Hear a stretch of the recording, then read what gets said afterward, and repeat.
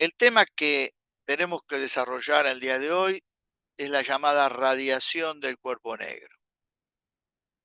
El tema está que para llegar a entender lo que el título de esta clase establece, hace falta hacer un recorrido de tipo histórico y de tipo de desarrollo de ideas que tienen la dificultad de ser bastante grandes las ideas que se necesitan para entender el tema.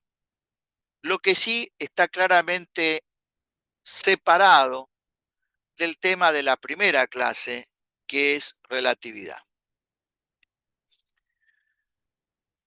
Siglo XIX, un siglo fundamental para el desarrollo de la física, en particular finales del siglo XIX.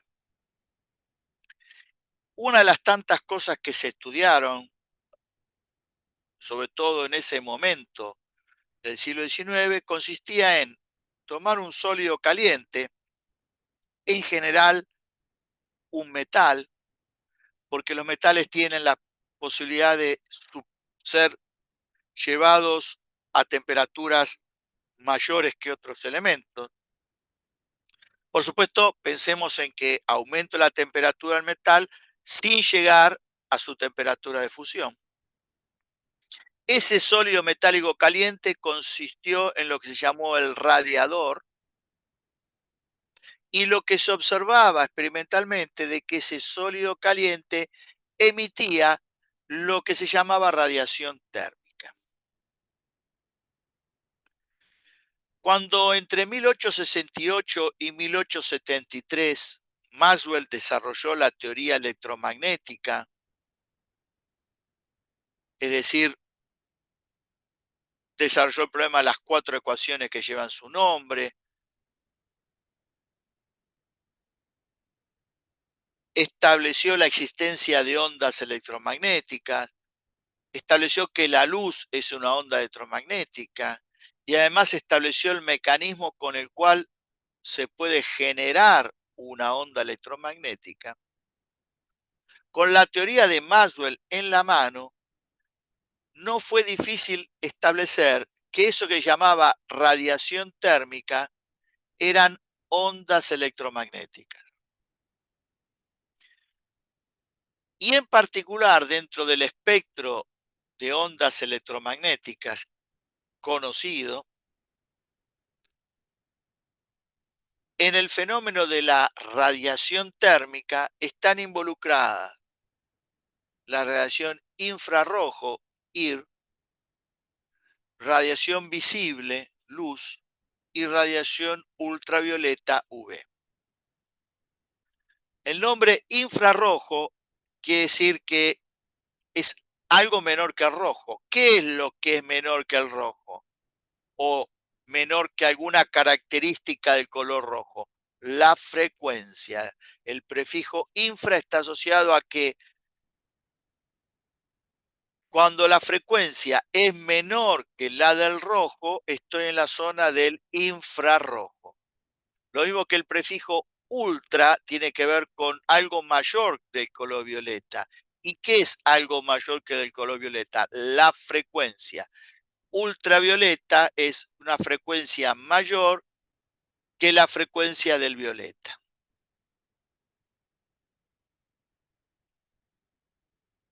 A temperaturas de 1000, 2000 grados Kelvin, el sólido metálico que forma parte de la tabla periódica que a mayor temperatura se puede llevar es el tungsteno. Se trabaja con 1000, 2000, 2500, 3000 grados Kelvin. Y se estudiaba lo que ocurría con ese sólido metálico a esa temperatura lo más alta posible sin que el sólido metálico pase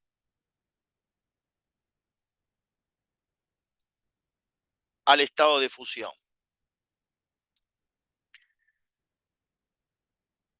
¿Qué es lo que se hacía con lo que el sólido metálico emitía? Se hacía un estudio del espectro de emisión. Estudiar el espectro de emisión, ¿en qué consiste? En con un espectrómetro determinar cuáles son las longitudes de onda que forman parte de lo que el sólido metálico emite.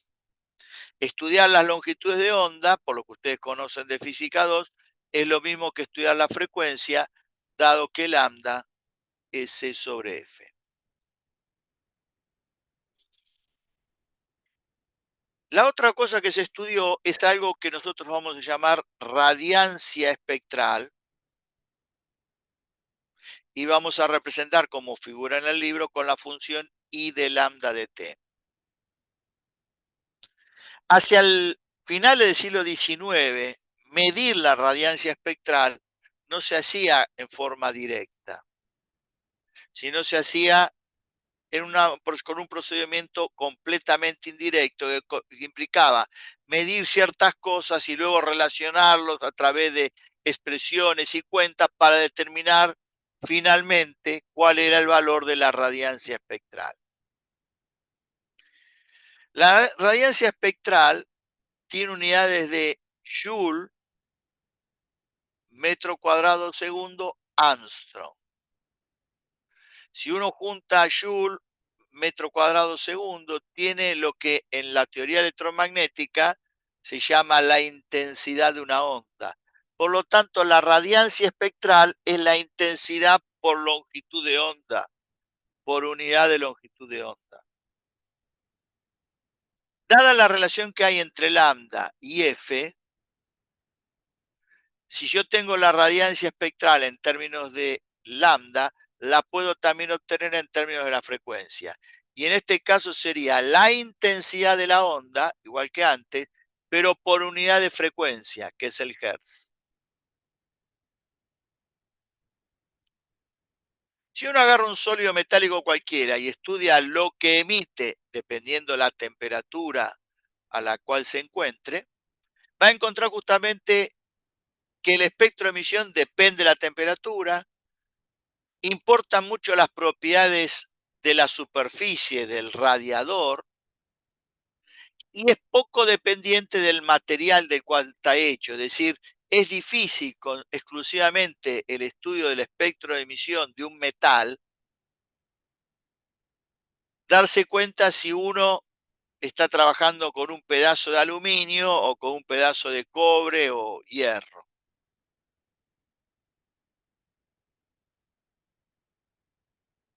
¿Qué características formales tiene el espectro de emisión de un sólido metálico? Una es continuo y la otra es que es fuertemente dependiente de la temperatura. Estas dos son las más notables. ¿Qué significa que el espectro es continuo? Generalmente pongo el siguiente ejemplo para poder entender esto. Imagínense un pedazo de un metal cualquiera a una temperatura no mucho mayor que el ambiente dentro de una habitación completamente oscura. Ustedes claramente no verían a ese objeto. Y no lo ven porque si tuvieran un sensor adecuado y muy sofisticado, comprobarían que lo único que podría estar emitiendo ese pedazo de metal caliente es radiación infrarroja. La radiación infrarroja, como ustedes conocen, no es visible.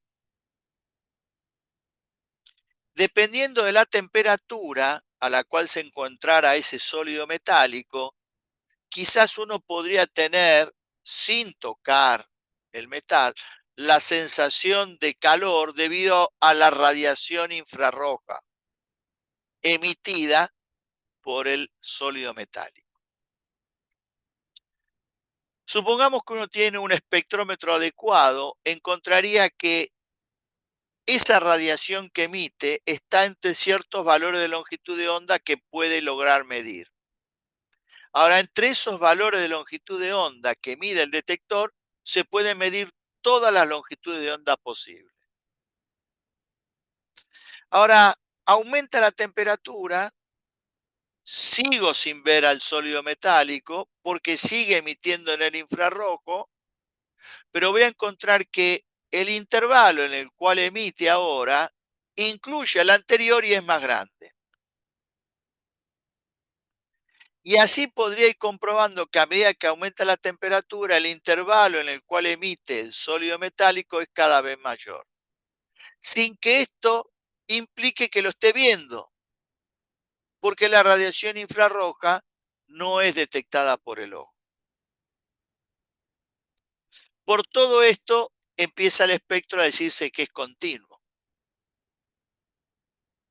Ahora, a partir de cierta temperatura, uno comprobaría que el sólido metálico comienza a ponerse al rojo, diría en el lenguaje coloquial.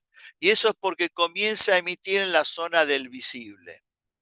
Ahora, cuando comienza a emitir en la zona del visible, no es que deja de emitir en el infrarrojo. Además de emitir en el infrarrojo, aumenta el intervalo y ahora empieza a emitir también en el visible. Y si siguiera aumentando la temperatura, el sólido metálico se pondría incandescente y ya está emitiendo claramente luz blanca y seguiría emitiendo radiación infrarroja adicional. Ahora, si tuviera un detector adecuado a partir de cierta temperatura, además de emitir en el infrarrojo, emitir en el visible, comenzaría a emitir en la zona del ultravioleta. El ojo es un detector de la radiación visible. La sensación de calor que uno tiene en la piel podría ser lo que da cuenta de la radiación infrarroja que se está emitiendo. Y en lo que sería el quemado de la piel por efecto de la radiación tendría que ver con la radiación ultravioleta, proceso que es notablemente grande y muy peligroso a partir de que la radiación ultravioleta alcanza los valores de 500, 400, 300 A. Por todo esto el espectro es continuo. ¿Cuál es la fuerte dependencia con la temperatura? Bueno, la fuerte dependencia con la temperatura está marcada por el hecho de que si aumenta la temperatura, la cantidad de energía global que se emite es claramente mayor. Cuanto más temperatura tiene el sólido metálico, mayor es la cantidad de energía total que ese sólido metálico está emitiendo.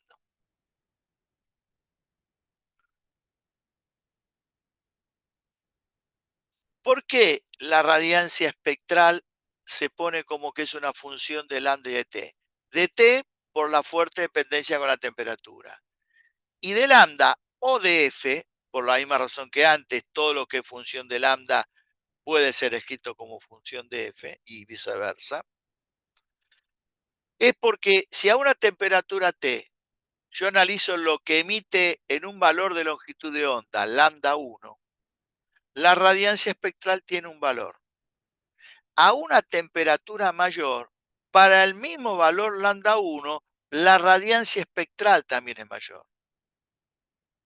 Y a la misma temperatura, ya sea la T o la T1, el I, el lambda 2, es diferente al I de lambda 1.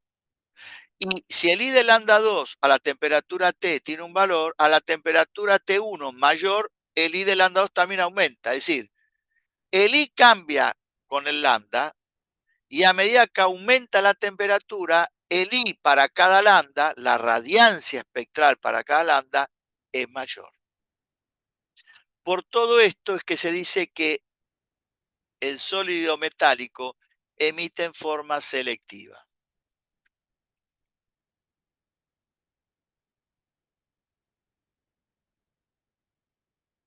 El I de lambda de T, el I de lambda de T, se determina con un volómetro en la medida que uno conozca el valor de la longitud de onda experimentalmente con un espectrómetro. Ahora, por lo que ustedes vieron en física 2, medir la longitud de onda con un espectrómetro implica medir teniendo en cuenta su ancho de banda. Y la información de la radiancia espectral vale en el valor de lambda y ese ancho de banda con el cual uno está trabajando.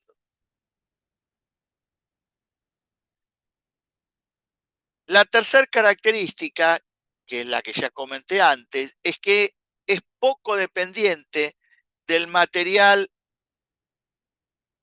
con el cual está hecho el sólido metálico con el que estoy trabajando. Algo que van a usar mucho ustedes es la información tanto de la I de lambda como de la IDF. Y por lo tanto tienen que ver qué conexión hay entre la radiancia espectral en términos de la longitud de onda y la radiancia espectral en términos de la frecuencia. La radiancia espectral multiplicada por su ancho de banda en términos de la longitud de onda da esto. Y la radiancia espectral por su ancho de banda en términos de la frecuencia da esto, y esto, y esto, para el mismo lambda, que implica el mismo F, da el mismo valor.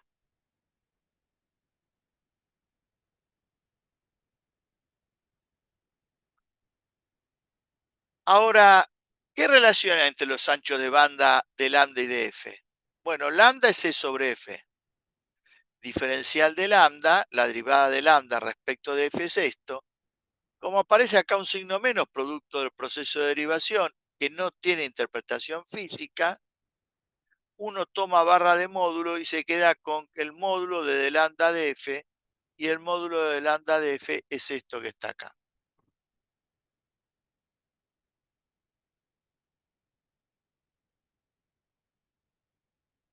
Justamente como tengo que tomar módulo para que no jorobe este signo menos, si tengo en cuenta de que estas dos cosas son iguales, se traduce en que el I de lambda diferencial de lambda es igual al I de F diferencial F. Es decir, esta intensidad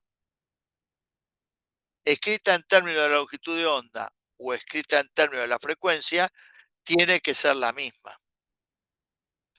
Como estas funciones son positivas para todo lambda y para todo F, se encuentra que I de F es I de lambda por el módulo de d lambda de F, siendo el módulo de lambda de F esto que colocado acá me da como conocido el I de lambda, puedo obtener el I de F multiplicando por C sobre F cuadrado.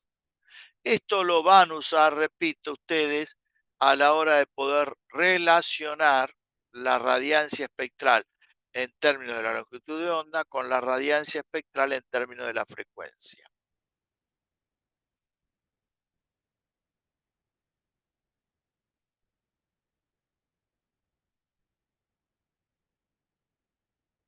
Elementalmente analizamos por qué la radiación térmica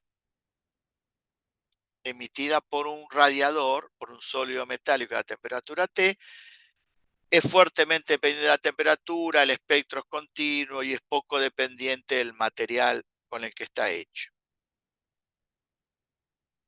Ahora, un sólido metálico, si emite y está aislado, emite ondas. Y si emite ondas, esas ondas transportan energía. Y esta disminución de la energía va de la mano de una disminución de la temperatura. Disminución que fundamentalmente tiene lugar en términos de la superficie del material. Ahora, como entre el metal y el interior tiene lugar el fenómeno de la conducción, se va a producir un gradiente de temperatura que va a terminar modificando las temperaturas de los distintos puntos del interior, pero fundamentalmente primero de la superficie. Ahora, ¿es lo único que hace un sólido metálico a la temperatura T? Si está aislado, sí.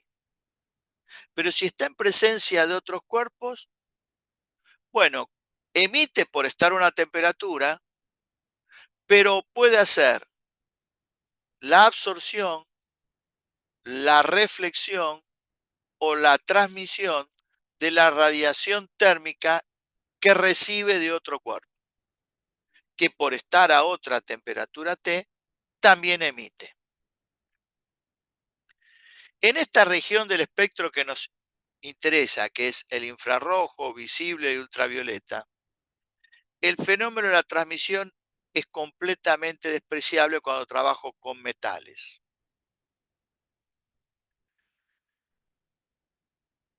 Y entonces los fenómenos que tienen lugar son el de absorción y el de reflexión. Fenómenos que se caracterizan a través de los llamados coeficientes de absorción y de reflexión.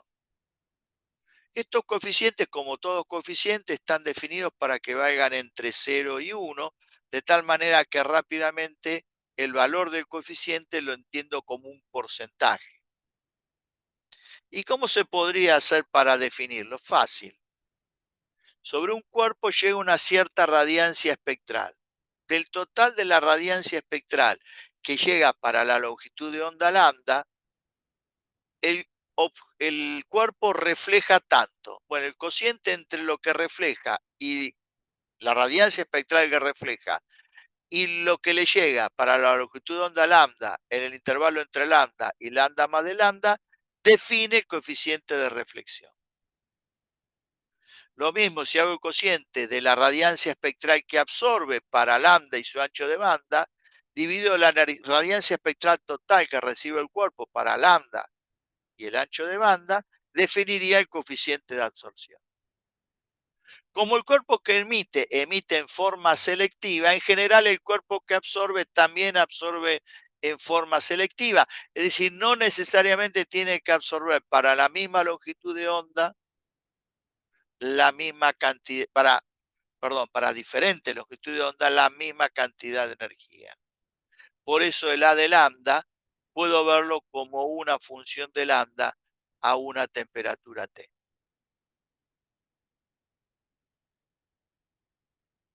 El proceso se puede ampliar si uno imagina de que tengo un conjunto de cuerpos separados con paredes adiabáticas del exterior, para que no haya intercambio de calor entre el exterior y el interior de esta cavidad. Cada cuerpo es un sólido metálico que no me importa ni el material del cual está hecho ni la geometría del mismo, está a temperaturas diferentes e inclusive importa la pared de la cavidad y la temperatura a la cual se encuentra. Entre estos cuerpos no puede haber contacto para que no tenga presencia el fenómeno de la conducción y tiene que haber vacío para que no esté presencia el efecto de la convección.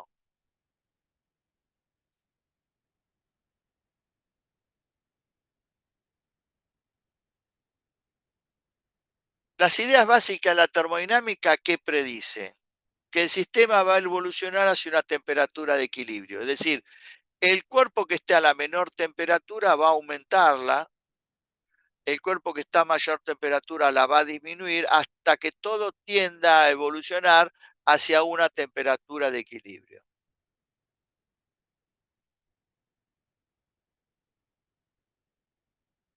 Lo cierto es que si uno midiera con un termómetro adecuado la temperatura, tanto a nivel de la superficie de los cuerpos como de la capa interior de la cavidad, o si estuviera en cualquier punto de la cavidad, tendría que indicar la misma temperatura. Eso es indicativo de que está en la condición de equilibrio termodinámico, que es un equilibrio, se dice, entre radiación y la materia. Todo el fenómeno físico que tiene lugar dentro de esta cavidad y que hace que un cuerpo aumente su temperatura, otro lo disminuya y que se alcance la temperatura de equilibrio, muestra de que entre la capacidad de emisión de un cuerpo dada por su radiancia espectral y el coeficiente de absorción debería haber una cierta proporcionalidad. Y esto fue lo que estudió bajo el nombre de la ley de la radiación térmica Kirchhoff, el mismo de la teoría de circuitos que ustedes vieron en física 3.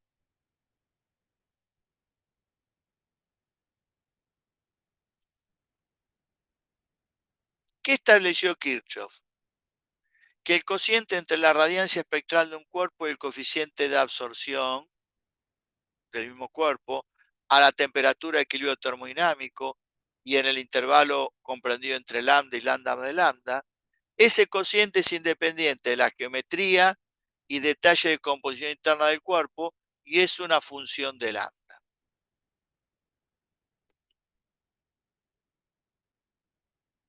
Antes de entender matemáticamente y físicamente lo que esto está indicando, pensemos el problema en forma coloquial. ¿Qué podría hacer que el cuerpo más frío aumente su temperatura con solamente estando presente el proceso de radiación como forma de conducción del calor?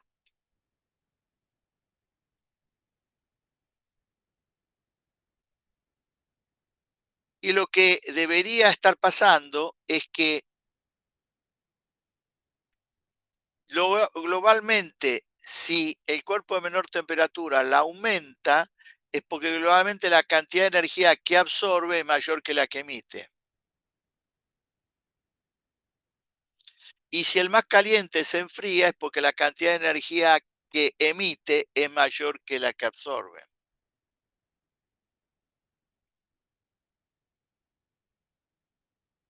Por otro lado, supongamos que hubiera un cuerpo que por alguna razón sea el mejor absorbedor. ¿Cómo podría entender al mejor absorbedor? Como aquel que es capaz de absorber toda la radiación electromagnética que a él le llega, cualquiera sea su longitud de onda, por ejemplo.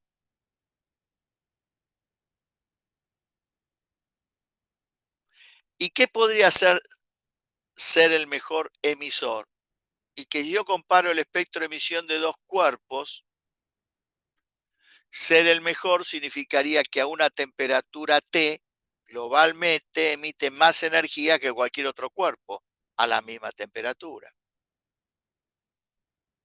Bueno, si uno es el mejor en un aspecto, inevitablemente tiene que ser el mejor en el otro, porque si no, nunca se alcanzaría la temperatura de equilibrio.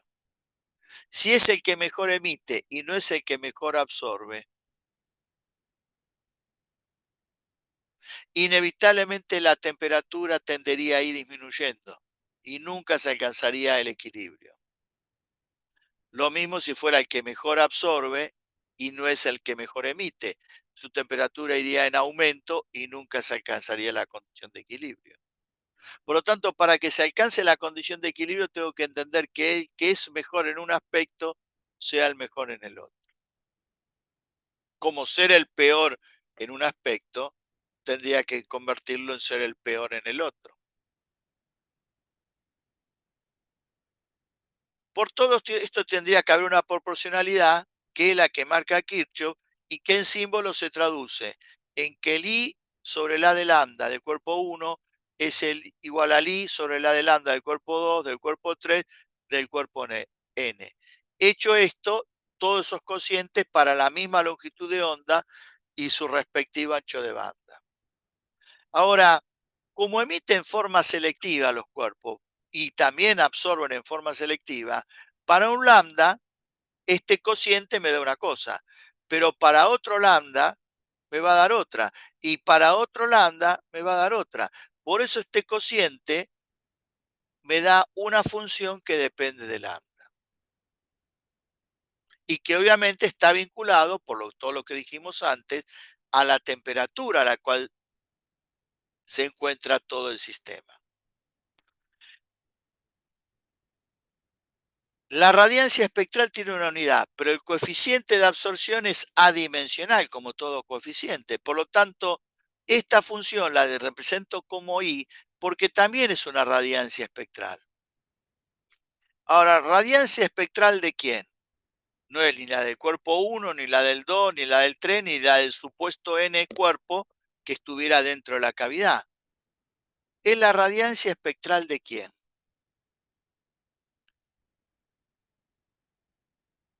Kirchhoff imaginó la existencia de un cuerpo ideal. ¿Cuál sería ese cuerpo ideal? Ese cuerpo que es capaz de absorber toda la radiancia espectral que recibe Dios de otro cuerpo, cualquiera sea la longitud de onda en la cual está uno trabajando. Esto llevaría a que el coeficiente de absorción a de lambda sea igual a 1. ¿Por qué es un cuerpo ideal? Y porque la mayoría de los cuerpos emiten en forma selectiva, pero también en general absorben en forma selectiva. Absorben o emiten más en una determinada región del espectro que de otra. Que absorba de igual manera en toda la longitud de onda del espectro lo convierte en un cuerpo completamente ideal. Ahora, este cuerpo completamente ideal recibió como nombre algo que no le es muy feliz, que es el nombre de cuerpo negro. ¿De dónde viene la denominación de cuerpo negro y por qué digo que no es feliz?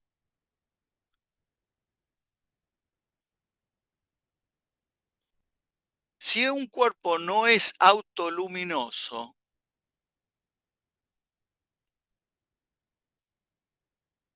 yo no lo puedo ver por lo que emite, pero sin embargo lo puedo estar viendo. Lo puedo estar viendo por lo que el cuerpo refleja. Por esa razón, ustedes pueden estar viendo todos los cuerpos que están presentes en el ámbito donde ustedes se encuentran. No por lo que emiten, salvo que tengan fuentes de luz, como uno diría, sino por lo que reflejan. Ahora, si hubiera un cuerpo que es capaz de absorber todo lo que a él le llega, no reflejaría nada. Y por lo tanto, si no lo puedo ver por lo que emite, tampoco lo puedo ver por lo que refleja, entonces no lo veo. Y a eso se lo asoció llamarlo cuerpo negro. ¿Por qué no digo que no es feliz? Y porque un cuerpo pintado de negro, no solo que nunca termina de absorber todo lo a que él le llega, sino que además un cuerpo negro yo lo puedo ver. O sea que asociar la palabra negro a no verlo no es del todo adecuado.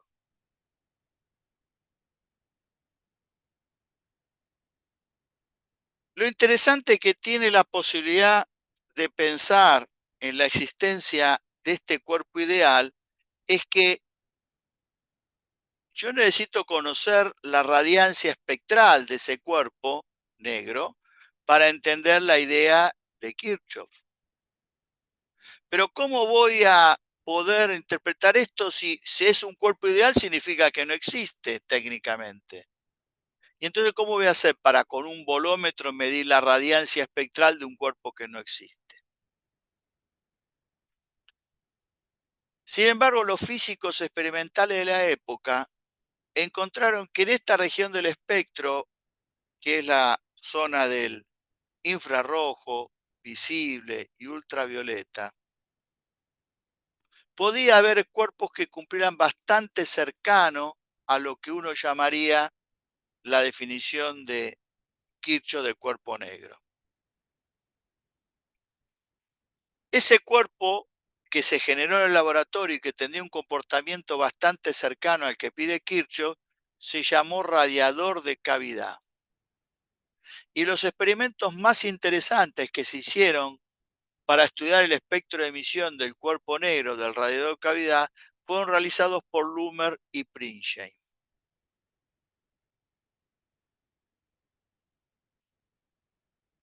Este es un esquema sacado del libro que manejan ustedes. ¿Cómo lo tengo que interpretar? Fundamentalmente piensa en un sólido metálico, en un corte transversal, que se comunica con el exterior a través de un pequeño orificio. En el interior hay quitado parte del material, de tal manera que acá tengo una cavidad.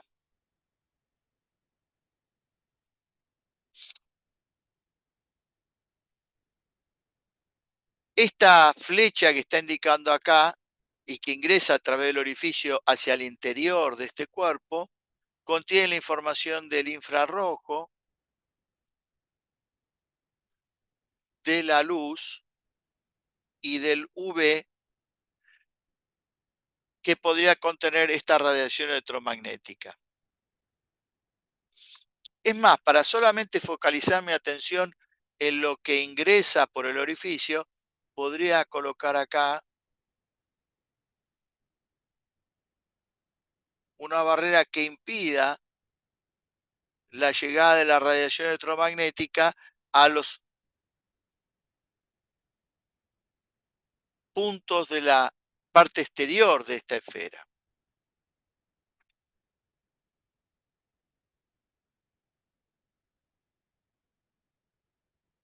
La radiación electromagnética que ingresa por el orificio llega a la parte interior de la cavidad y en esta parte es como si hubiera un pequeño espejito que en parte absorbe la radiación electromagnética que le llega y en parte refleja cualquiera sea la parte visible, el UV, el infrarrojo. Como si acá hubiera un pequeño espejito que es capaz de producir ese efecto. Lo que llega acá pasa lo mismo, parte es absorbida y parte es reflejada, de tal manera que la parte absorbida va localmente modificando la temperatura en los distintos puntos de la cavidad. Y así uno podría seguir el camino de esta radiación y encontrar que, dependiendo esto del tamaño del orificio, la probabilidad de que una parte de la radiación, una parte importante de la radiación electromagnética salga reflejada a través del orificio sin ser absorbida, es muy, pero muy, pero muy, pero muy pequeña. Prácticamente, antes de que ocurra eso, toda la radiación termina siendo absorbida. En esta región del espectro en la que estoy trabajando, esto es razonable, totalmente razonable.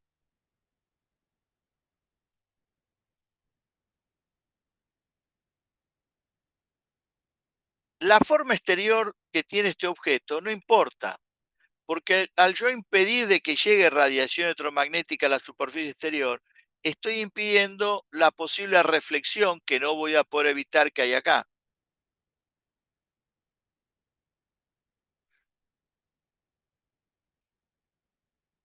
Tampoco importa la forma particular del interior de la cavidad, que en este caso es completamente irregular.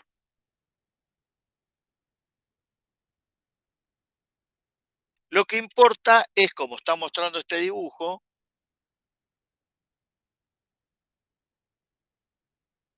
la radiación electromagnética que llega a este cuerpo y ingresa a través del orificio.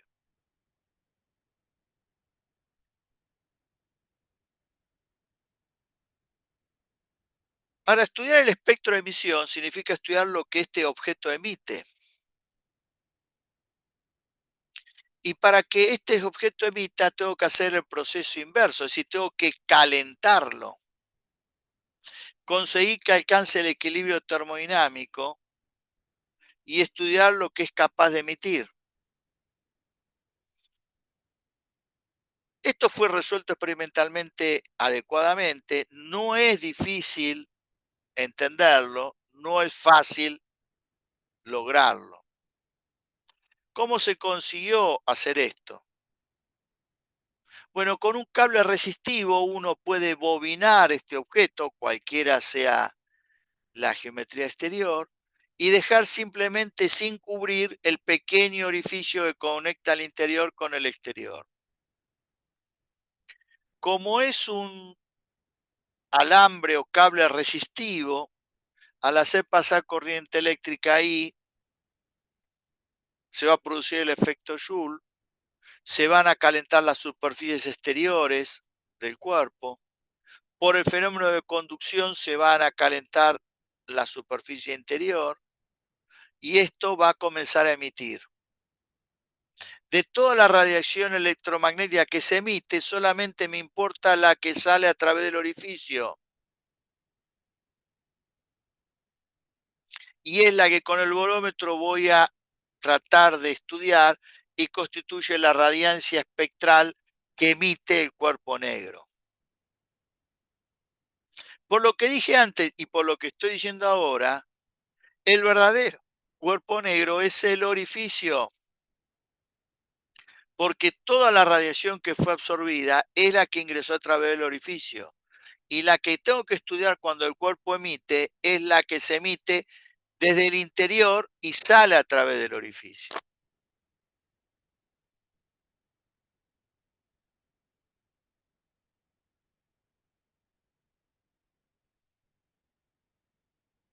Los estudios de Lumer y Princher del cuerpo negro, bueno, ¿por qué se llama de radiador de cavidad?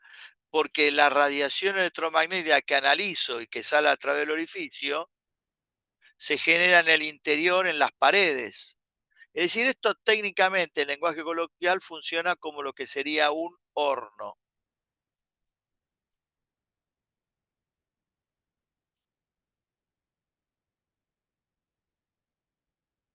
Los estudios de Lumer y Princhen de un radiador de cavidad dan lugar a estos gráficos que representan el espectro de emisión del radiador de cavidad. Acá en el eje Y está la intensidad por longitud unitaria, es decir, joule, metro cuadrado, segundo, que es la intensidad por unidad de longitud de onda, es decir, la radiancia espectral I de lambda de T. Y acá en este gráfico está dibujado la longitud de onda. Estos gráficos están hechos a diferentes temperaturas, no son los que originariamente obtuvieron Lumer y Prince. Ellos trabajaron a temperaturas menores a 4000 grados Kelvin. De hecho, no hay ningún metal de la tabla periódica a 4000 grados Kelvin se mantenga en estado sólido.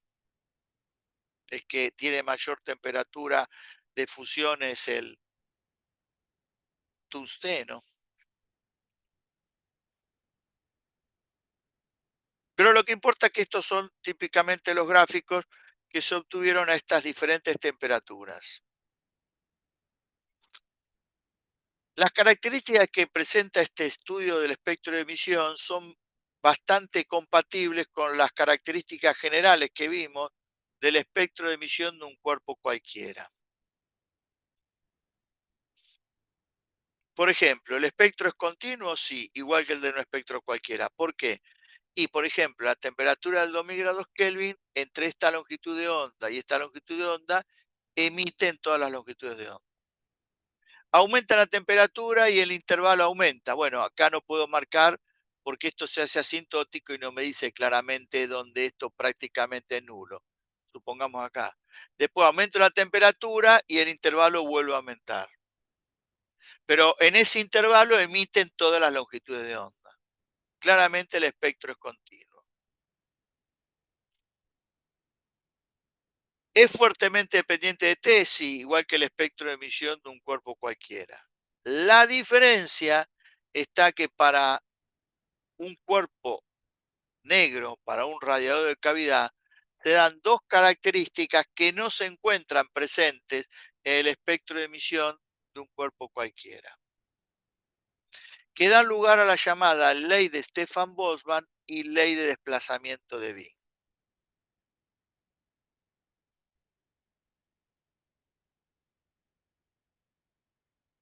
Por supuesto que también se da cuenta acá de que a una temperatura T para esta longitud de onda o para esta, tengo un valor de radiancia espectral. Para una temperatura mayor, la radiancia espectral es mayor.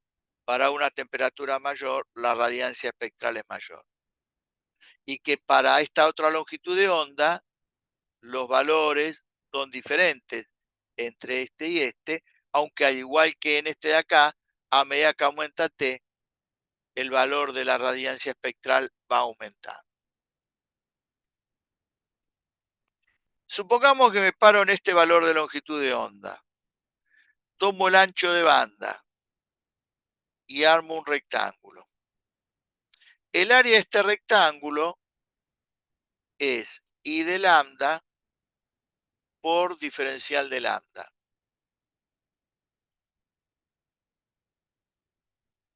En unidades, I de lambda diferencial de lambda, que ya vimos, es la energía Joule por metro cuadrado segundo. Ahora, si yo divido esto en un número muy grande de rectángulos, calculo el área de cada rectángulo y lo sumo, calcularía el área encerrada bajo la curva.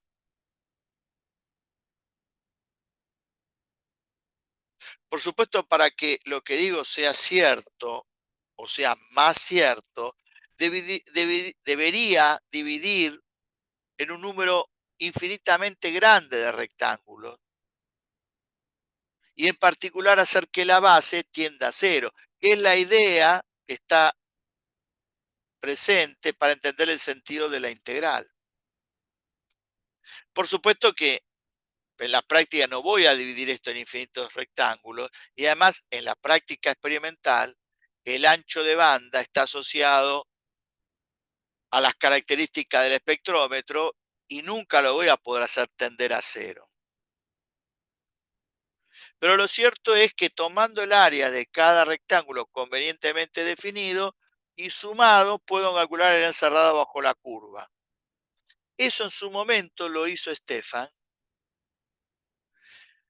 Y además, como lo hizo para el área encerrada bajo la curva para diferentes temperaturas, encontró que el área encerrada bajo la curva crecía con la temperatura, pero no en forma lineal, sino que crecía con la cuarta potencia de la temperatura. Y en particular encontró que lo que se llama energía total, o nosotros llamamos radiancia, es proporcional a T a la cuarta, siendo sigma la llamada constante de proporcionalidad que toma este valor. Valor de constante que no tienen que saber de memoria y que igual que cualquier otra constante que aparezca, será informada a la hora de hacer un problema en un examen. ¿Por qué se la llama energía total? Y porque el área encerrada bajo la curva, por la concepción de cómo la estoy pensando, me da toda la cantidad de Joule que por metro cuadrado y segundo emite el cuerpo negro, emite el radiador de cavidad. Boltzmann, una de las mentes brillantes de la física y que tiene que ver muchísimo con el desarrollo de la termodinámica, aunque no terminó mentalmente sano,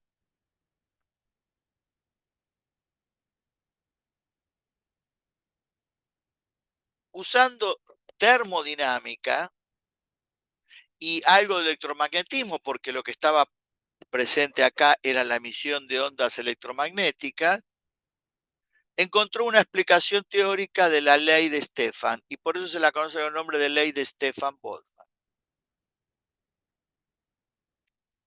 Ahora uno se podría preguntar, ¿y por qué no hizo esta cuenta? ¿Por qué agarró, tuvo que tomar el trabajo de dividir en rectángulos, calcular un área, el otro, sumarla? Si después de todo la integral de I de lambda, este diferencial de lambda, me daría el área encerrada bajo la curva, y si es cierto lo que obtuvo Stefan, tendría que darme sigma por T a la cuarta. Porque al momento que Stefan quiso hacer la cuenta, o el mismo Boltzmann hizo la explicación teórica, la dependencia funcional de I con lambda no se la conocía. Se conocía claramente la curva experimental, cualquiera de estas, dependiendo de la temperatura, pero no cómo representar la función I de lambda. Entonces, sería bárbaro si uno la conociera, porque podría haber planteado esta integral, pero esta función no se la conocía. Los límites. Ni el lambda cero ni el lambda infinito tienen interpretación. Ahora, todo muestra de que para longitud de onda muy pequeño el gráfico tiende a cero, cualquiera sea la temperatura, y que cualquiera sea la temperatura, los gráficos son asintóticos. Por eso es que matemáticamente lambda tendría que tender a infinito para que la integral entre 0 e infinito entonces me dé el área encerrada realmente por la curva. La otra cosa que se observa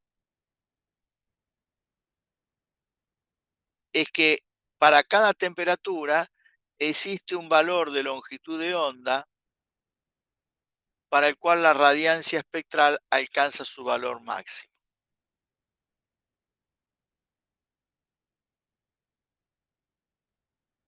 Y lo que se observa es que conforme aumenta la temperatura, el valor de lambda que hace máxima a la radiancia espectral se desplaza hacia longitud de ondas menores,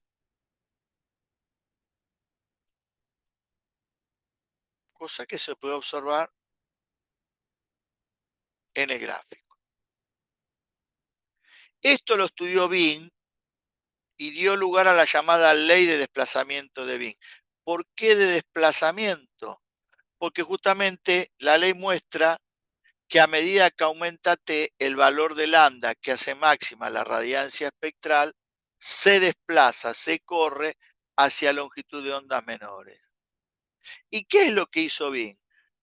Derivó I de lambda de T, igualó a cero, encontró el valor de lambda que anula la primera derivada y llegó a demostrar que vale esto, siendo esta constante la constante de Wien, y como las otras constantes, vuelvo a reiterar, no tienen que saber de memoria y serán informadas a la hora de hacer problemas en un examen. Pero profesor, es inmediata la pregunta, ¿no? Antes nos dijo que Estefan no pudo hacer la cuenta indicada acá porque no sabía lo que tenía que integrar. ¿Y cómo? ¿Bien sabía lo que había que derivar? Si bien sabía lo que había que derivar, ¿por qué no poner esto acá? Bueno, para que quede cerrado esto y una explicación de esto, vamos a esperar unos segunditos. Por ahora es cierto que lo que hizo bien es esto que está indicado acá. Y también es cierto que esto, dependiendo en qué momento de la historia de la física uno se pare, tampoco se pudo hacer. La otra característica que hemos comentado para un cuerpo cualquiera también tiene presente en un cuerpo negro, en cuanto a que el espectro de emisión es independiente del material con el cual se construyó el horno. Por eso todos los cuerpos que se consideran negros a la misma temperatura dan el mismo espectro de emisión. Y queda claro que ser el mejor emisor es a una temperatura dada emitir como emite el cuerpo negro. Es decir, yo tengo un cuerpo, estudio el espectro de emisión a 2000 grados Kelvin o a 3000 y me da este gráfico, así, tal cual este, entonces está emitiendo como emite un cuerpo negro. Ese cuerpo es un cuerpo negro. Si el gráfico a 2000, 3000 grados Kelvin no es como está indicado acá, no es un cuerpo negro. Por eso ser el mejor emisor significa emitir como emite el cuerpo negro a la temperatura en cuestión.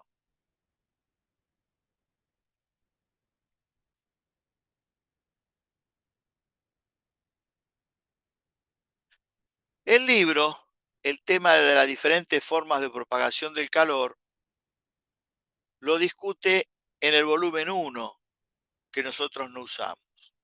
Por eso hay una aclaración que hay que hacer con algo que está escrito en el libro, que es lo siguiente.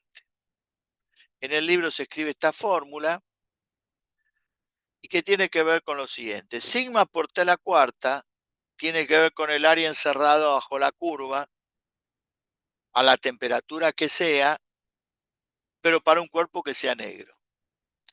Y este es el área del emisor, que normalmente es el área del orificio si es un radiador de cavidad. Si a Joule por metro cuadrado y por segundo lo multiplico por un área, que son metros cuadrados, me queda Joule segundo, que es potencia. Si esto es la potencia que emite un cuerpo negro, como esta es la energía total que emite el cuerpo negro por unidad de tiempo y unidad de superficie, por el área es la potencia total. Pero para que sea la potencia total emitida por el cuerpo negro, este coeficiente E tiene que valer 1. ¿Y quién es este coeficiente E? Es algo que se llama la emisividad y que da cuenta de cómo emiten los cuerpos con respecto a cómo emite a la misma temperatura el cuerpo negro.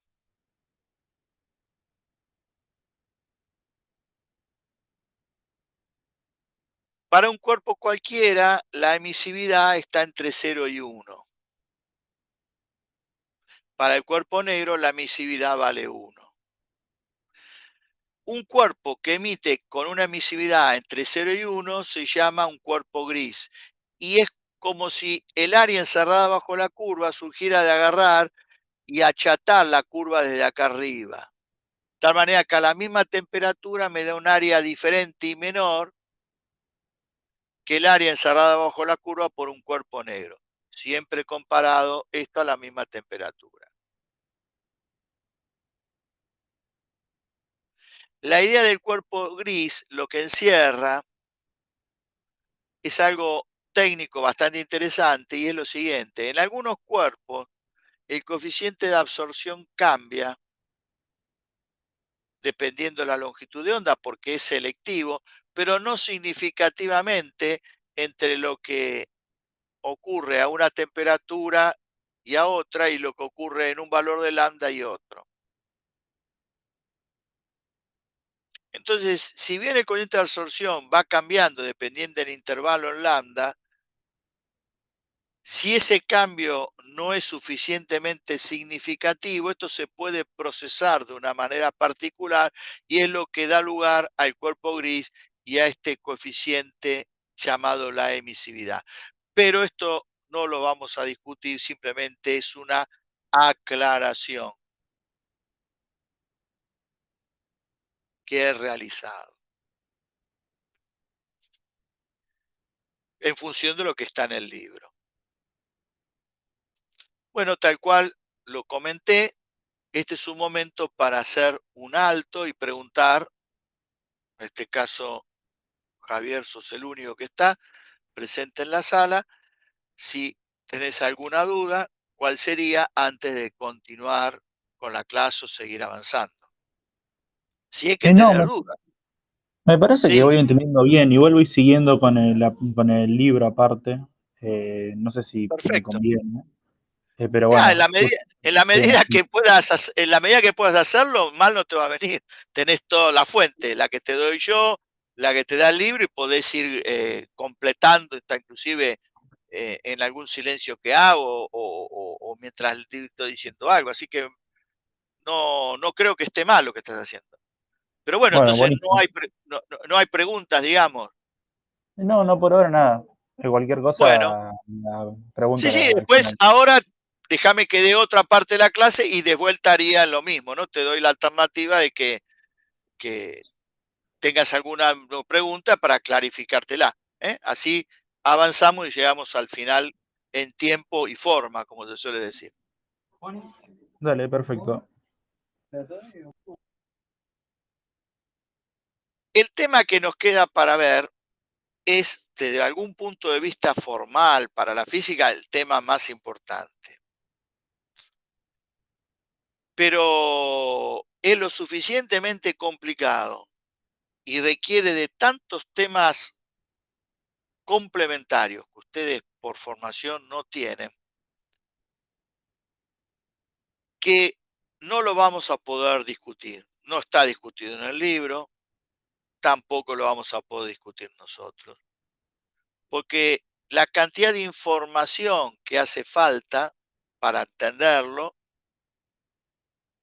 nos llevaría a tener que dedicarle no menos de 3 a 4 clases de teoría adicionales, cosa que no disponemos, y está, repito, totalmente por fuera del alcance de la materia y del nivel del libro. ¿Qué es lo que es tan complicado y que podría ser tan importante? Determinar el modelo teórico que daba la explicación a la función I de lambda de t. Experimentalmente no había duda, porque de hecho se hacía el experimento y se obtenía la forma de la función. Ahora, ¿cuál es la dependencia funcional de I versus lambda para que a la temperatura T me dé el gráfico que recién vimos? Hacia finales del siglo XIX no había un modelo del átomo que permitiera entender de qué estaban hechas las paredes de un sólido metálico. Recién en 1897, más allá de que todavía no había un modelo valedero del átomo, se sabía de que había algo llamado electrón. Antes de esa época, ni siquiera eso. Por lo tanto, no tenían muchos elementos los físicos de finales del siglo XIX a mano como para poder dar una explicación física de lo que es la I de lambda de T.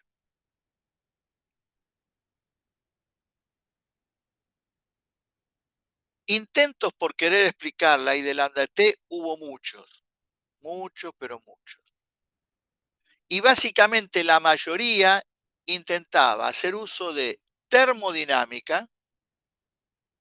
¿Por qué termodinámica? Y porque si uno no sabe de qué están hechas las paredes metálicas de la cavidad, el único elemento que uno tiene a mano es el de ver cómo se distribuye esa energía para cada longitud de onda.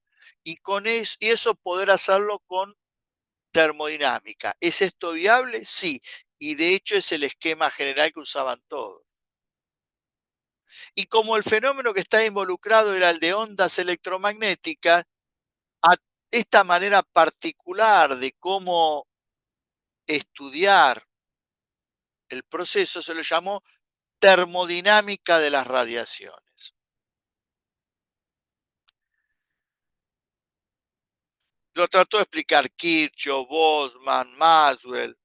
Sin embargo, uno de los que mejor avanzó en el tema fue Wien, que ya nombré.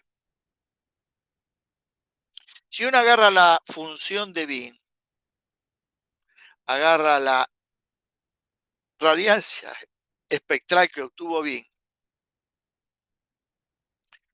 y la grafica para las regiones de las longitudes de onda pequeñas y por pequeñas menores a la longitud de onda del violeta, es decir, la región del ultravioleta, frecuencias mayores que la del violeta. El ajuste entre la curva teórica y la experimental es muy, pero muy, muy bueno. Sin embargo, cuando analizo el problema de la radiancia espectral de Wien para longitudes de onda en la región del infrarrojo, la curva teórica se aparta de la experimental y el detalle no es bueno. Pero como normalmente el valor de lambda que hace máximo la radiancia espectral cae en la zona muy cercana al ultravioleta, cuando no ya directamente en el ultravioleta, para los tipos de experimentos que normalmente se hacían,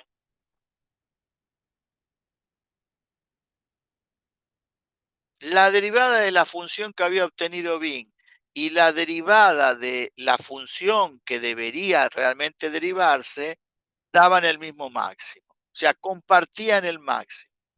Por eso él, aunque su función no se podía, la función de Wien estoy hablando, no se podía colocar acá adentro para integrarse porque en la zona del infrarrojo no era adecuada, sí se podía derivar igualada a cero para encontrar la condición que anulaba la primera derivada.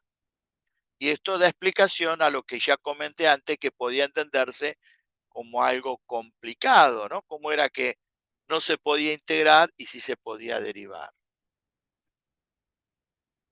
Raleigh, acá termina en una H,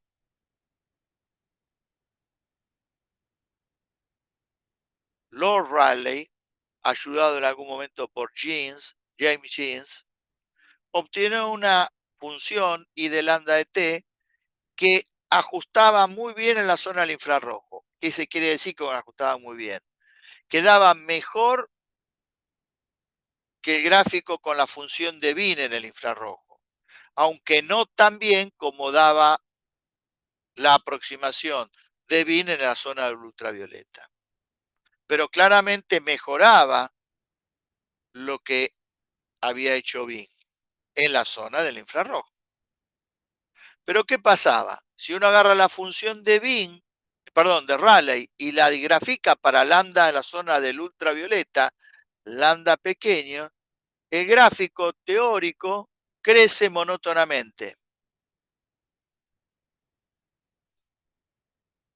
Y en particular, para cuando lambda tiende a cero, la I de lambda tiende a infinito, cosa que no tiene nada que ver con lo que se observa experimentalmente, porque el gráfico experimental me muestra que para lambda tendiendo a cero, la I de lambda tiende a cero.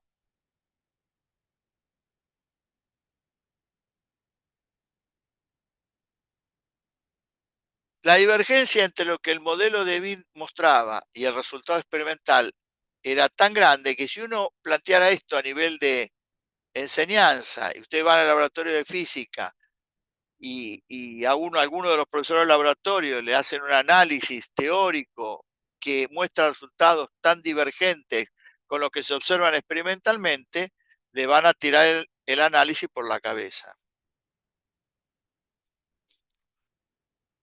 ¿Por qué entonces estamos hablando de la ley de Rayleigh-Jeans si el resultado que obtuvo es tan divergente con el experimental?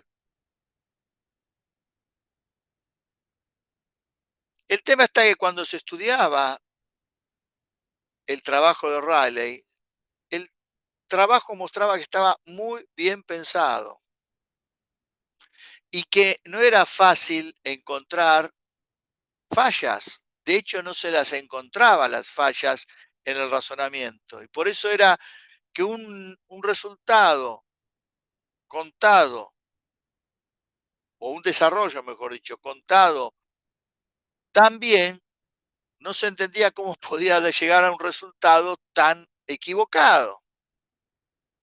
Por eso esto dio lugar a lo que se llamó históricamente la llamada catástrofe del ultravioleta. Si ustedes ponen en cualquier buscador catástrofe del ultravioleta, van a encontrar una innumerable cantidad de páginas de internet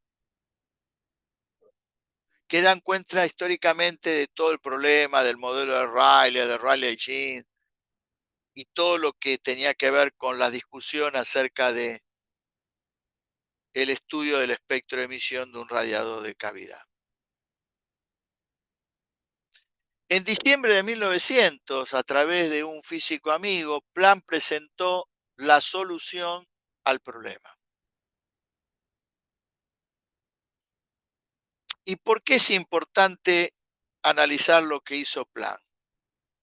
Porque para muchos historiadores, lo que hizo Planck fue tan determinante que en la hipótesis de Planck, con la cual explica el espectro de emisión del cuerpo negro, muchos creen que se origina la teoría cuántica.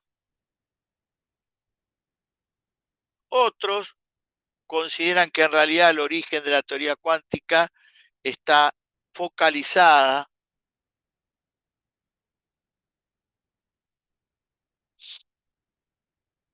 en la explicación de Einstein del efecto fotoeléctrico, efecto del cual estaremos hablando la próxima clase. Por lo que comenté antes, la cantidad de información teórica que habría que dar para entender ya sea el modelo de Wien, de Rayleigh-Jeans o de Planck es tan grande que no lo vamos a poder hacer. Lo único que vamos a poder hacer es comentar lo que yo llamo algunas ideas centrales que llevan a cuál es la hipótesis tan importante que en su momento hizo Planck. El trabajo de Planck, establecido por el propio Planck, tenía una inspiración o una fuente de inspiración que era el trabajo de Wien. El trabajo de Wien es un trabajo casi exclusivamente de termodinámica y desarrolló tanto la termodinámica que le valió, cuando en el siglo XX se entregaron los premios Nobel, ser uno de los primeros premios Nobel de física por los avances que produjo en la termodinámica como consecuencia del estudio del espectro de emisión de un radiador de cavidad, es decir, de un cuerpo negro. Y el trabajo de Planck era tan duro en termodinámica como el trabajo de Wien.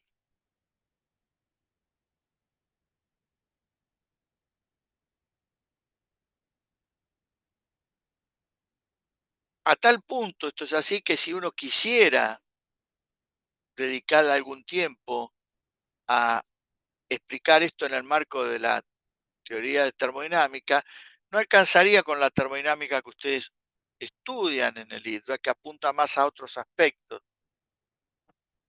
que a los que se necesitan para entender las ideas puestas en juego en esta explicación. La primera idea central que hay que comentar es tratar de entender por qué las paredes de la cavidad comienzan a emitir. Emiten, uno dice, porque aumenta la temperatura, sí, pero ¿qué es lo que produce la emisión?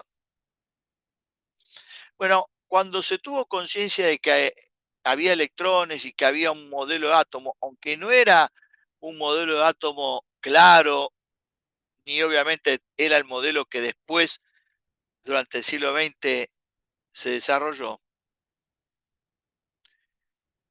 Desde 1897, como en otro momento ya dije, ya se sabía que en eso que se llamaba átomo había electrones y que esos electrones podían quedar vibrando. Antiguamente, esto estaba muy emparentado, esta explicación, con algunos problemas que se hacían en Física 3, digo antiguamente cuando yo era el responsable de Física 3, que sé que fueron sacados y que entonces no vale la pena discutir cómo es que una partícula cargada como un electrón, en ese tipo de átomo que se pensaba hacia finales del siglo XIX, comienzo del XX, el electrón podía quedar vibrando, es decir, oscilando.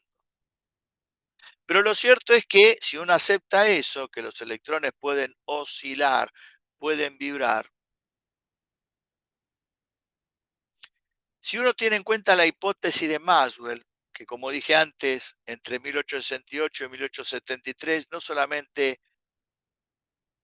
desarrolló las ecuaciones que llevan su nombre, estableció la existencia de ondas electromagnéticas, estableció que la luz era una onda electromagnética, sino también estableció cuál era el origen más básico de una carga, perdón, de una onda electromagnética.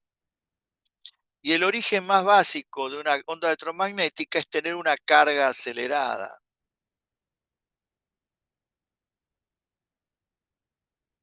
Esto también está por fuera del alcance de lo que nosotros podemos explicar e inclusive lo que pueden explicar en física 3. Pero es posible que esto les haga caer la ficha acerca de por qué cuando se hablaba de electrostática en física 3 se hablaba de una carga sin aceleración. Porque si la carga quedaba acelerada, el fenómeno era bastante más complicado porque además de tener los campos que se producían por tener una fuente adecuada, tenía ondas electromagnéticas y claramente dejaba de ser eso un problema electrostático. Entonces los electrones vibrando con una determinada frecuencia generaban ondas electromagnéticas.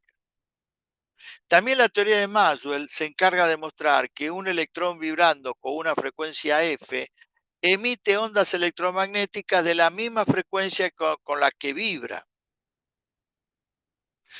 Por eso cada electrón vibraba con una F y emitía ondas de una frecuencia F, una longitud de onda lambda.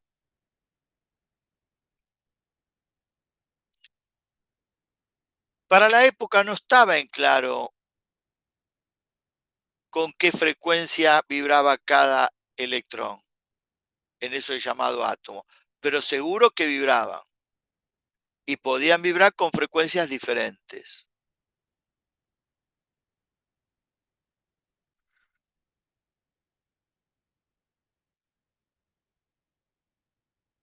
El problema no terminaba ahí, porque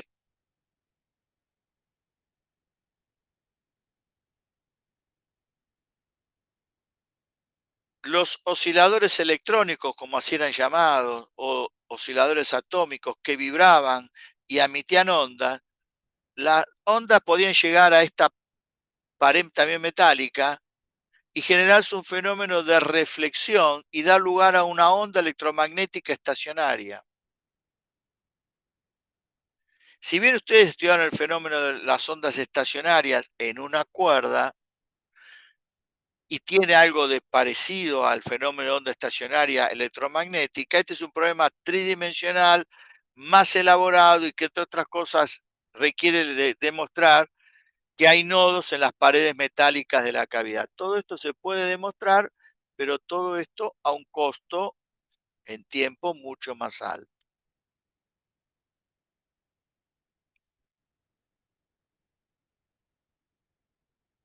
El último ingrediente por el cual hacía que todo este problema fuera sumamente complicado,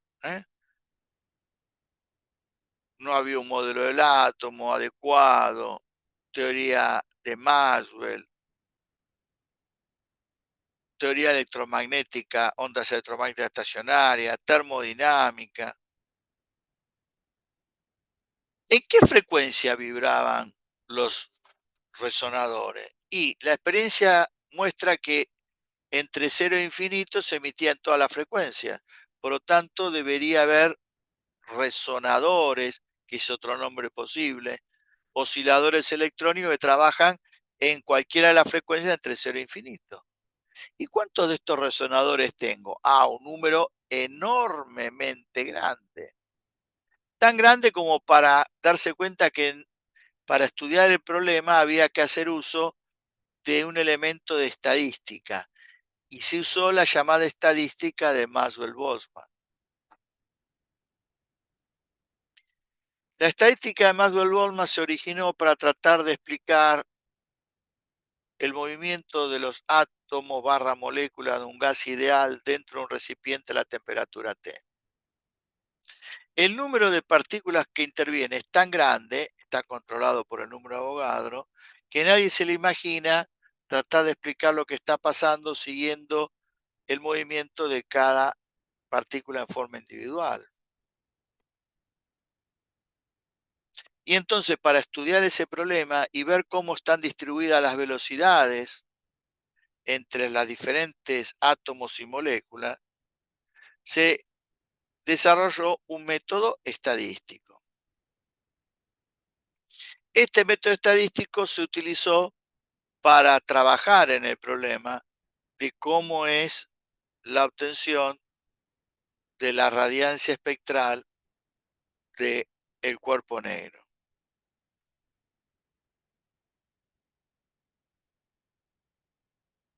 Finalmente, la hipótesis de Planck tiene que ver con las siguientes ideas, que es lo que podemos indicar como elemento más central. No hay duda que la radiancia espectral para una F o una lambda determinada tiene un valor y a la misma temperatura para otra F, otra lambda tiene un valor distinto. Es decir, tiene que haber una conexión entre la manera particular como está distribuida la energía y la frecuencia, o si se quiere la longitud de onda. Por eso, la hipótesis central del trabajo de Planck fue establecer que cada resonador trabaja con una frecuencia F. No importa cómo funciona el resonador, sino de que trabaja con una frecuencia F. Emite ondas electromagnéticas de una frecuencia F, que equivale a decir que emite ondas electromagnéticas de una longitud lambda. A cada una de esa frecuencia se le asigna una energía, E0, de tal manera que E0 es proporcional a esta F. Ahora, tampoco había duda de que para una F determinada, o una lambda determinada, como quieran, a una temperatura tengo una radiancia espectral, a otra temperatura tengo otra, y a otra temperatura tengo otra. Es decir, que yo puedo tener ondas electromagnéticas de la misma frecuencia, de la misma longitud de onda, pero asociadas con diferente intensidad o diferente radiancia espectral. Por lo tanto, va a haber una energía asociada a la onda electromagnética que va cambiando. En un número entero de veces, este valor es sub cero. Si n vale 0, no está emitiendo. Si n vale 1, está emitiendo una onda con una energía de 0, 2 es 0, 3 es 0, 4 es 0. Es decir, un número entero del valor es 0. Lo que muestra que la energía que emite cada resonador está cuantizada y L0 pasa a ser el cuanto de energía. Esto es equivalente a lo que vieron en física 3 cuando establecían que la carga eléctrica de cualquier cuerpo era un número entero de veces Q sub B, donde Q sub B, que era el cuanto de carga, era la carga eléctrica del electrón, y N, el número de electrones de más o el número de electrones de menos, que definían la carga positiva o negativa, pero nunca podía tener la mitad, la cuarta parte, un tercio de la carga del electrón. Con esto se mostraba que la carga eléctrica está cuantizada y el quantum de carga es Q sub B. Con esto se demuestra que la energía está cuantizada y el cuanto de energía es L0. Ahora, E0 tiene unidades de energía y F unidades de Hertz. ¿Cuál es la constante de proporcionalidad que hace que E0 sea igual a algo por F? La constante llamada constante de Planck, que tiene este valor, el cual hubo que determinarlo,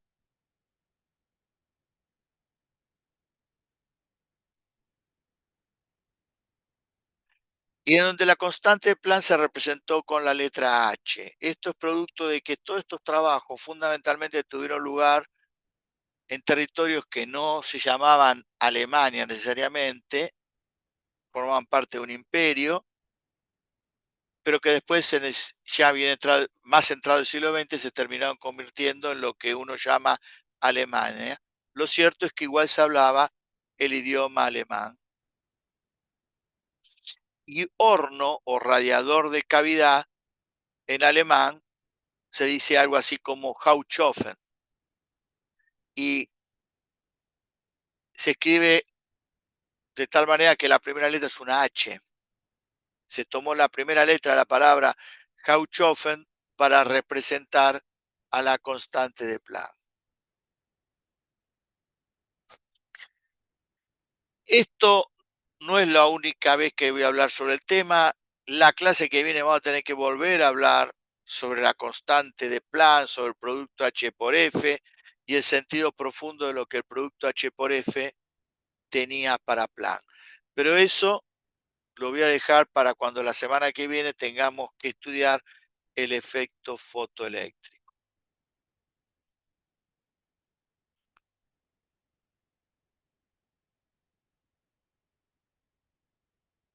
La frutilla del estudio hecho por Planck, la hipótesis, tiene que ver con lo siguiente.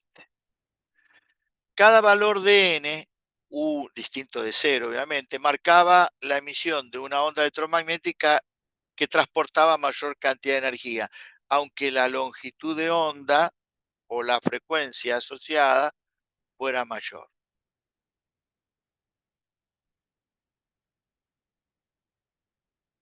Energía mayor, aunque de la misma frecuencia. 1 es 0, 2 es 0, 3 es 0, 4 es 0. Cada n marcaba lo que llamaba un nivel de energía y representaba lo que se llama un estado cuántico.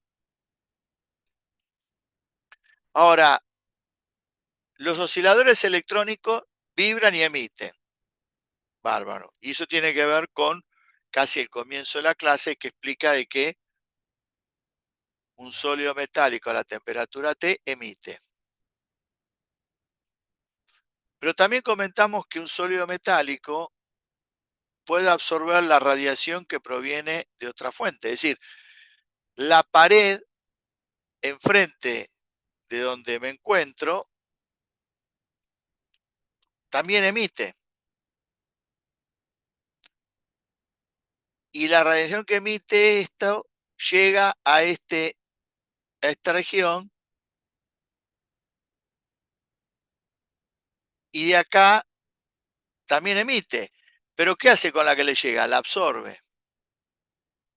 Y entonces lo que explicó Planck, que tanto el proceso de emisión como el de absorción se da en forma de cuantos.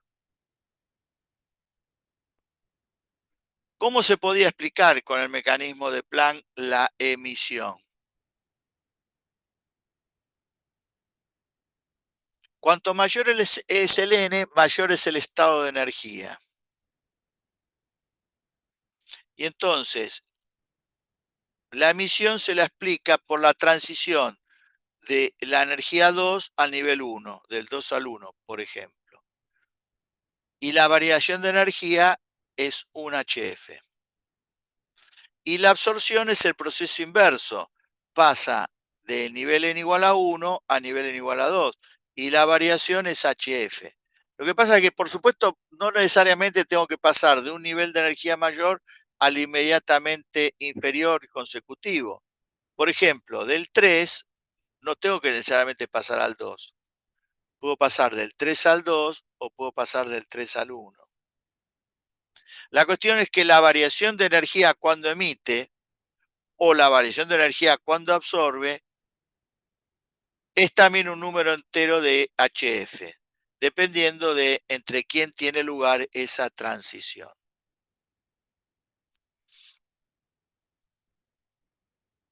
Finalmente, la función que obtuvo Planck y que describe la radiancia espectral del cuerpo negro es esta que está acá, en donde se acostumbra a escribir así como C sobre 4 por esto, porque esta parte tiene otra representación, es la que se llama la U de lambda de T, y se llama la densidad de energía espectral, que es la energía por unidad de volumen y por unidad de longitud de onda, cosa que va a aparecer presente en alguno de los problemas de la guía.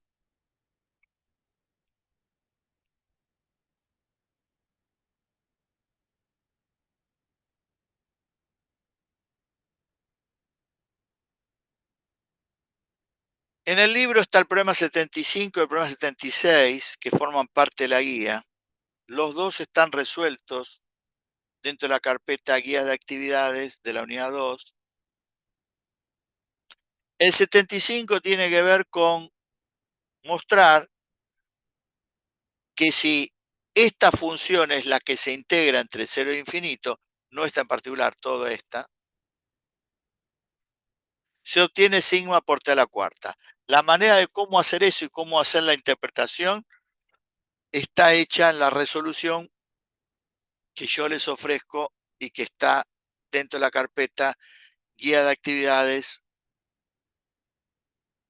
unidad 2. Y el problema 76 está mostrado como si lo que deriva 1 es esto, no la función que originalmente tuve Bing, sino la de Planck, es igual a 0 y se busca el lambda que anula la primera derivada, se obtiene la ley de desplazamiento de Bing, de la cual ya hemos hablado. También está hecho esto a través de una nota que oportunamente hice.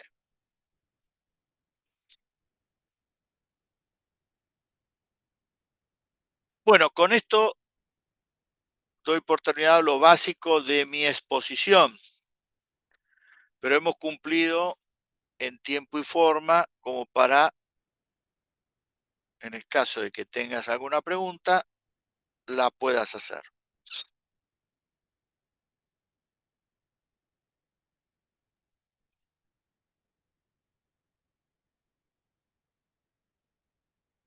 Javier, ¿estás presente? Me olvidé de prender el micrófono, ahí está. Ahí está. Nada, decía que, no, la verdad me parece que entendí bastante bien. Después doy una repasada con el libro por las dudas, pero me parece que a mí me cerró bastante. Perfecto. Bueno, me alegro. Igual te digo, yo lo dije a la otra comisión, esto no está cerrado acá. No es que el único momento para preguntar es este y la única momento que tenés para preguntar sobre el cuerpo negro, en particular de esta clase. Es decir, haciendo uso del foro, que el IDA pidió que usemos el foro, antes me lo mandaban a mí, a mi mail personal, pero vos podés hacer todas las preguntas que quieras y yo te las voy a tratar de solucionar a vos y a todos los que hagan preguntas, así que está lejos de terminar hoy la posibilidad de preguntar algo sobre este tema o inclusive sobre dinámica relativista. Y me parece razonable lo que estás haciendo, es decir, después de una clase, la sensación que te tiene que quedar es la que tenés vos, es decir, creo que más o menos entendí, pero el darse cuenta que uno entendió claramente requiere de una elaboración propia que tiene que hacerse en otro momento, no hoy, que yo, mañana, por ejemplo, o pasado mañana, cuando ya las ideas precipitaron. Y ahí sí uno empieza a darse cuenta realmente si entendió o si no, es decir, Ah, si tiene alguna duda. Así que es más que razonable lo que estás indicando. bueno, bueno, buenísimo. Ah, sí, sí, Igual decime. después pregunto por el foro cualquier cosa, o si no, en la presencial. Eh, Por supuesto, Quedamos mejor. las clases presenciales de problemas están conectadas con las cosas que vemos en teoría. Es decir, en las clases de problemas vas a usar las cosas de teoría. Después me podés preguntar en el foro a mí o podés aprovechar la pregunta que hace otro. Ese es el sentido del foro. Que quede registrado que si Juan preguntó y esa pregunta a vos no se te ocurrió, a través de que la pregunta que hizo Juan te despierte algo y vos ves la respuesta que le dio a Juan y te sirve tanto a Juan como a vos. Y lo mismo que vos hagas una pregunta que a otro no se le ocurrió y no te la conteste exclusivamente a vos, sino te la conteste a vos y a todos los que se le pudo haber ocurrido o que no se le ocurrió, pero cuando la ven la pregunta dice, ah, mira qué interesante. Por eso el sentido de querer usar el foro, pero digamos, tenemos, y además todavía para la fecha del integrador falta lo suficientemente de tiempo como para no estar urgido a querer hoy resolver todas las preguntas que uno podría hacer sobre el tema. Así que quédate tranquilo, estás perfectamente en condiciones. Bueno, entonces, si no hay pregunta, te despido. Es decir, gracias por quedarte en la clase, por estar en la clase. No es bueno, además le quita completamente el sentido el dar una clase ante la ausencia de completa de alumnos. Aclaro que justamente si no hay alumnos, la clase no la doy. Lo que hago es buscar alguna clase que en algún momento di y se las doy grabada, porque el sentido de la clase online es para que alguien, en este caso vos, tenga la oportunidad online de manifestar alguna duda, alguna cosa, algo que sea interesante, que sea en pocos tiempos dentro de la clase haya un ida y vuelta. Ahora, si no hay alumnos, no hay ida y vuelta, da lo mismo que te dé una clase que grabé el año pasado o una clase que grabé hace 5 minutos. Así que lo aclaro que en el caso de que pasado los primeros 15 minutos no hay alumnos, yo suelo suspender la clase y paso el enlace de una clase grabada. Así que te agradezco, repito, que te hayas quedado y bueno, que termines bien la tarde y nos vemos el próximo día martes. Dale, muchas gracias, igualmente. Nos vemos. Chao, hasta luego. Chao.